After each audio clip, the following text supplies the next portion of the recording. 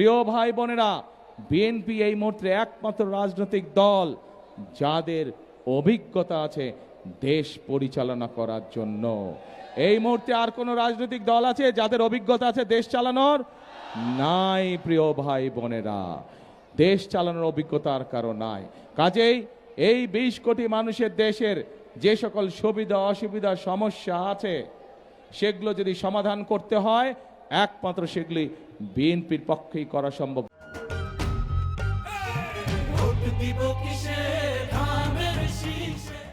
এইটি শুধুমাত্র ভোট দেওয়ার ভিতরে সীমাবদ্ধ রাখলে চলবে না। যেমন আমরা ভোট দেব, বাংলাদেশের মানুষ ভোট দিয়ে তাদের প্রকৃত জনপ্রতিনিধি, প্রকৃত বন্ধুকে বের করে নিয়ে আসবে, নির্বাচিত করবে, নির্ধারিত করবে। ঠিক একইভাবে এই নির্বাচনটি কিন্তু হতে হবে আরেকটি লক্ষ্য, এই নির্বাচনের আরেকটি উদ্দেশ্য থাকবে। কি সেই লক্ষ্য বা কি সেই উদ্দেশ্য? সেই লক্ষ্য বা উদ্দেশ্য হচ্ছে দেশকে আমাদের পুনর্গঠন করতে হবে, বাংলাদেশকে পুনর্গঠন করতে হবে, নতুন করে তৈরি করতে হবে। আপনারা কি দেশ পুনর্গঠনে আছেন? আমরা কি একসাথে কাজ করে এই দেশকে তৈরি করব? ইনশাআল্লাহ। প্রিয় ভাই বোনেরা, এই যে একটু আগে হাবিব এখানে তার এলাকার সমস্যার কথা বলেছে। হাবিব বলেছে এই এলাকায় খেলার মাঠ নাই। আমাদের কি এলাকায় খেলার মাঠ আছে? নাই। দরকার আছে? তাহলে আসুন 12 তারিখে ধানের শীষকে নির্বাচিত করে 12 তারিখে বাংলাদেশের ধানের শীষের সরকার প্রতিষ্ঠা করে আমরা খেলার মাঠ তৈরি করার কাজে ইনশাল্লাহ হাত দিব। জনগণের যদি খেলার মাঠ প্রয়োজন হয় ইনশাল্লাহ বিএনপি সরকার খেলার মাঠ তৈরি করবে ইনশাল্লাহ। প্রিয় ভাই বোনেরা, এই এলাকার মানুষের আরেকটি সমস্যার কথা আপনাদের সন্তান হাবিব উল্লেখ করেছে, সেটি হচ্ছে মানুষের চিকিৎসা সুবিধা। এখানে যেই হাসপাতালটি আছে এই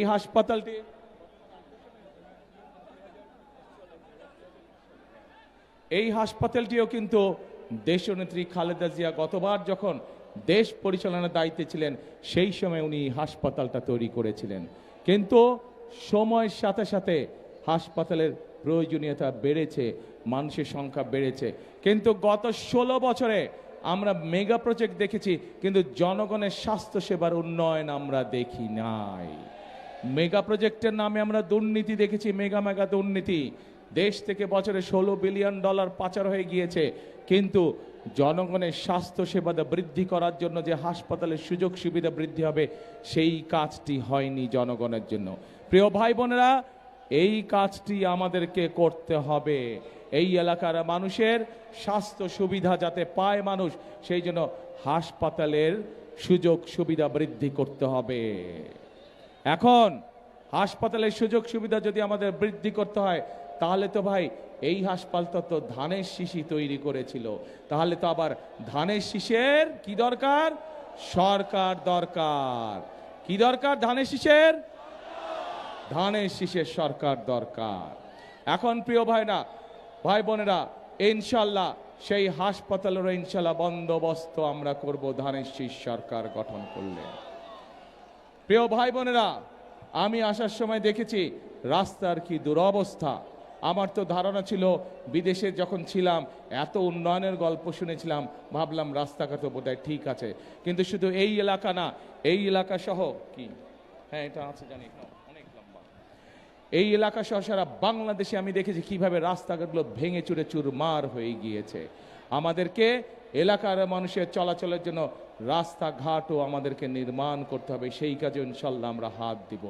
একই সাথে জলবদ্ধতার যেই সমস্যা আছে, এই জলবদ্ধতার সমস্যা এই এলাকা সহ সারা ঢাকা শহরে আছে। সারা ঢাকা শহরের মানুষ বর্ষাকালে এই কষ্টে ভুগতে হয়।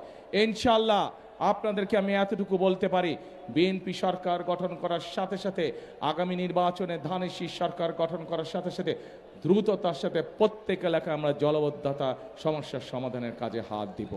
এবং কিন্তু সেই কাজ করতে গেলে প্রিয় ভাই বোনেরা, আপনাদের শক্তিশালী সমর্থন দরকার, আপনাদের সহযোগিতা দরকার। কারণ যে সকল ব্যক্তিদের কারণে বিভিন্ন জায়গায় নদী নালাগুলো বন্ধ হয়ে গেছে, ড্রেনেজগুলো বন্ধ হয়ে গিয়েছে, আপনারা যদি আমাদের পাশে থাকেন তাহলে সেই সকল কিছু আমরা উদ্ধার করতে পারবো, সেই সকল কাজগুলো আমরা করতে পারবো।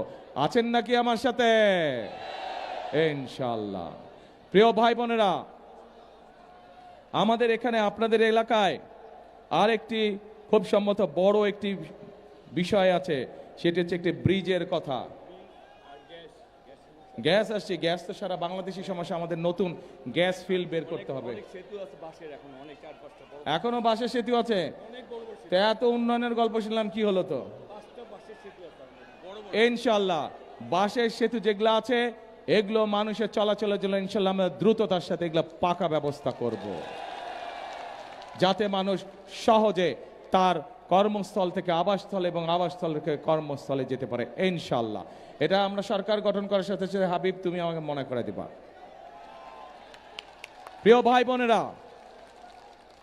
ভাই বোনেরা, আমি আগেই বলেছি, এই যে নির্বাচন আসছে, এই নির্বাচনে যেমন আমরা আমাদের রাজনৈতিক অধিকারকে প্রতিষ্ঠিত করতে চাইছি, ঠিক একইভাবে আমরা এই নির্বাচনকে কাজে লাগাতে হবে দেশ গঠনের কাজে। এই মুহূর্তে প্রিয় ভাই বোনেরা, বাংলাদেশে যতগুলো রাজনৈতিক দল আছে যারা নির্বাচন করছে, তাদের মধ্যে একমাত্র বিএনপি সেই রাজনৈতিক দল যেই রাজনৈতিক দলের কর্মসূচি আছে, যেই রাজনৈতিক দলের পরিকল্পনা আছে দেশ গঠনের, যাদের কর্মসূচি আছে দেশের মানুষের ভাগ্য পরিবর্তনের জন্য।